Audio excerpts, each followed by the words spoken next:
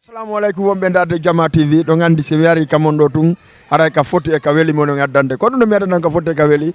on andi hande hiɗen ɗo e Guel Tapée ɗon andi noon so min o Guel Tapée buy anda kon toon Guel Tapée mami andi noon kon toon Guel Tapée ɗum ko takko hôpital Elisabeth Diouf fi hon ɗum imi guerugol restaurant molanaɗo restaurant Diano faalaɗo ñamude wo kañ kadi hara hewtay ɗo on yi restaurant on mo gandanɗa hoore ma no waɗi pizza no waɗi c'est-à-dire hamburger tout ça kala ko falɗo ñamude haray no nder ga mi présente an kadi ko falɗo ñamude ko siko traditionnel guinéen haray no woodi ñamete guinéen ɓe ɓen manam dappa e foññe e toori e quelque soit alpha ko falɗa ɗon e koto ko tradition guinéen haray no woodi joni noon en ala wolde buyi ko maya en nder hollen ko ɓe woni e wadde ko yi hande jama on no heewi no ñamude ko immigration hande ko gratuite hande on tun noon à part de janggo haray ko yoɓugol e mi sikki tun caméraman on en yahay nder mi anda kon ɗum woni nder ton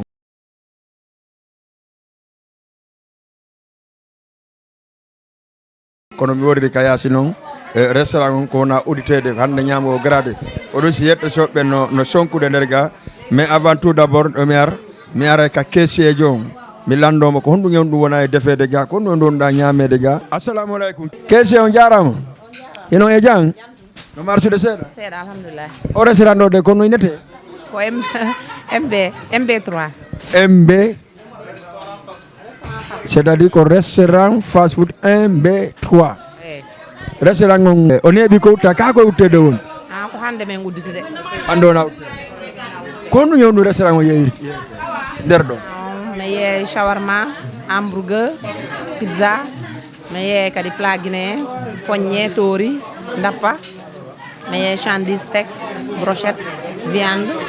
e omelette fof mi yeeye mais pourquoi waɗɗon tradition guinéen o yeey foññe dappa e toori fiyon ɗum ɗum kana restaurant ji goala yeyde ɗum non mi waɗay par ce que andi ɗum ɗon ko tradition amen on télé neɗɗo ko kala ko andanda hoore ma ko ɗum ɗon tradition ma on sa udditay hunde ko ɗum ɗon adorta par ce que ɗum woni plan national men on après noon ainsi de suite après mi waɗa plat ji hedditiɗi ɗi machallah d'accord e dappa e toori on foññe on pilaji ɗi no seeri kaaɗi seera moƴƴa non seera moƴƴa pila wona ko pila dappa ko jeeɗi plat dappa mi yeey 3000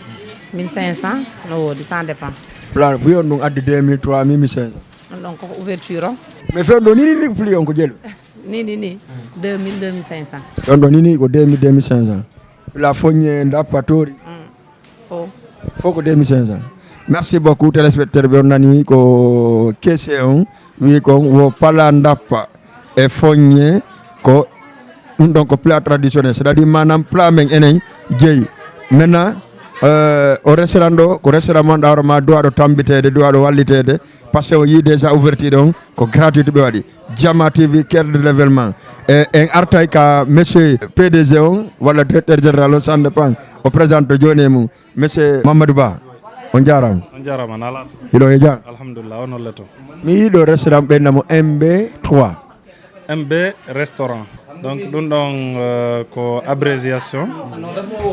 ko inde ande mi jonni restaurant o MB Mamadou Ba voilà MB woni Mamadou Ba restaurant o woni ko ñamete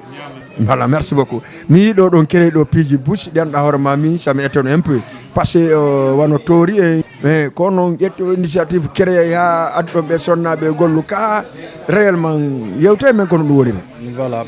au fait ko min ƴetti initiative o nde tawde ɗe mari ñameteji ɗi andunoɗen tawa joni ɗi muti jama on faalete mais hara ɓe anda ko onno ɓe wata heɓirde makko honto ɓe wata heɓude donc min mi ƴetti initiative on artirangol en ɗin ñameteji men donc ɗi tawatara welata heɓude nokkel ɗin fof ɗum mi waɗi ɗum ɗon spécialité restaurant o min takkidiri ɗon kadi e ñameteji ɗi yimɓe ɓen andi ɗin wono ko nanditata hamburger shawarma ɗum ɗon fof no andi no yeeyde un peu partout mais wono toori dappa foññe comment on appelle e ñameteji men go e lacciri siga ɗin piiji ɗon fof welata heɓugol won heɓande kono tawatara goto kala no faala sahi kala donc aray ko ɗum waɗi mi ƴetti initiative on mi instauri ɗum ɗon ka restaurant ga monsieur Mamed Ba hari ko Sénégal ɗo won ɗon ka ko pays étranger won ɗon arɗon investir ɗo ɗum ɗo ka kono woni bon ko ɗo tigi tigi min jandi ko 2005 mi yewi ɗo ko ɗo mi waɗi primaire ɗo mi waɗi collège c'est à dire mi arno ɗo comme payko donc mais depuis 2006 mi hoti Laguiné mi woni toon seeɗa mi waɗi kadi aventure mi jinde seeɗa donc haray côté kadi restaurant on wana oɗo woni premier joom momi fuɗɗori Laguiné toon kamen toon no wodi haray kamen installé min fuɗɗi gollude si min ari Dakar ɗo haray fen ɗo kadi min installagol un peu partout harana woɗɗuɓe ɓe yo jiiɓo kon no kañum kadi ardata donc min waɗi ɗum ɗon e programme amen on si Allah jaaɓi. Adresse on konno? Adresse on ɗo ko Guel Tapée ɓeyna 70 en face hôpital Elisabeth Diouf. Ouais. D'accord, fewno ɗo ni kon ɗum mi nani ɗo yimɓe ɗon créé restaurant ji buy ko Laguiné fuɗɗot ɗon e ɗo ko ɗiɗo tun jogui ɗon kano woodi pays d'autre kadi ko anda ma ɗon créé bon ko ɗo taw mi woni e fuɗɗorde non min fuɗɗike Laguiné min hewti Dakar ɗo kadi meɗen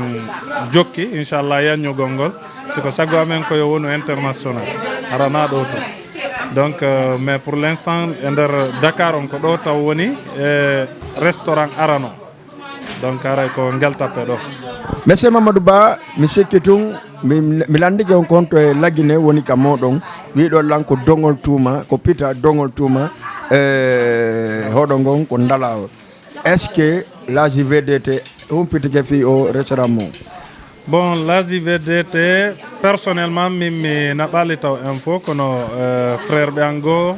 hewtini toon nelal ngal min kadi lang e nder groupe on inchallah mi aray waɗugol e nder ɗe balɗe ɗo mi aray waɗugol information on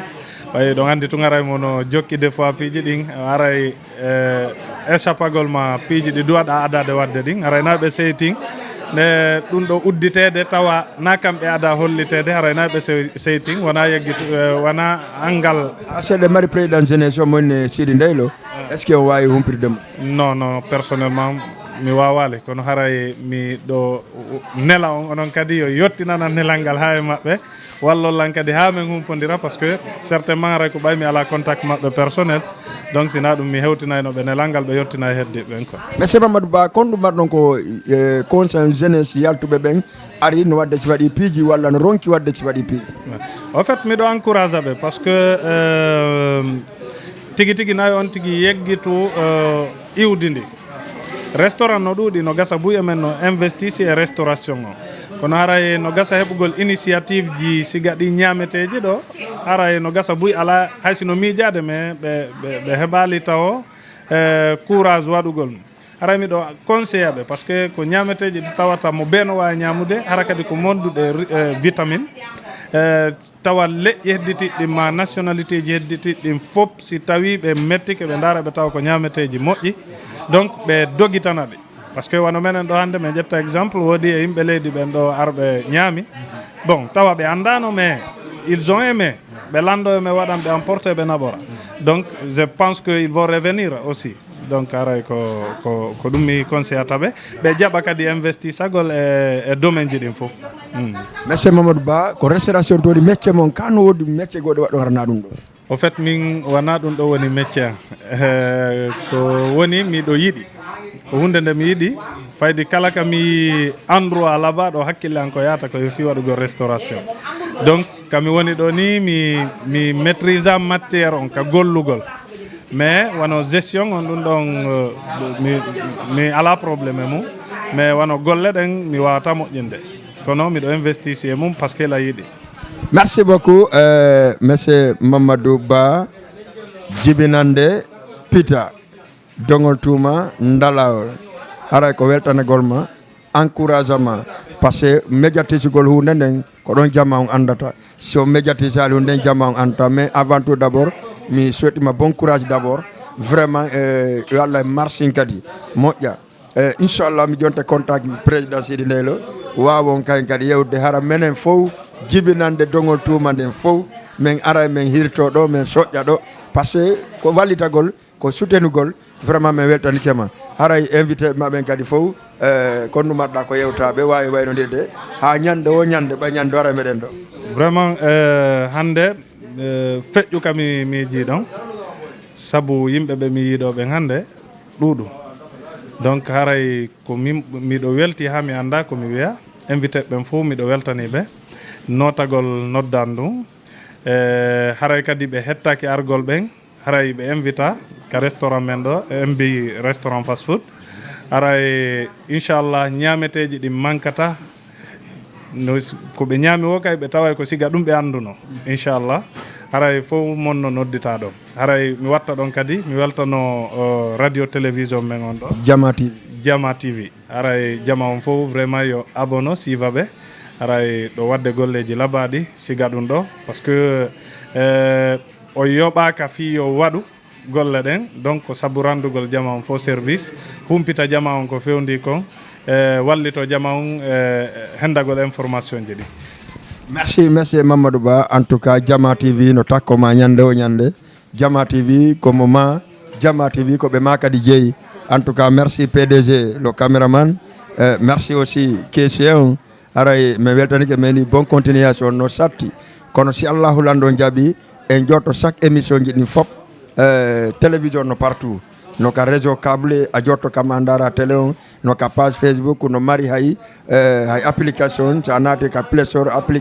télécharger application Jama TV ndara donc aray télévision ko pour vous vraiment weltani ke Jama fop merci Mamadou Ba aray me salmi me weltani ke on me ngi ni bon sens merci beaucoup merci Jama TV à tout à l'heure.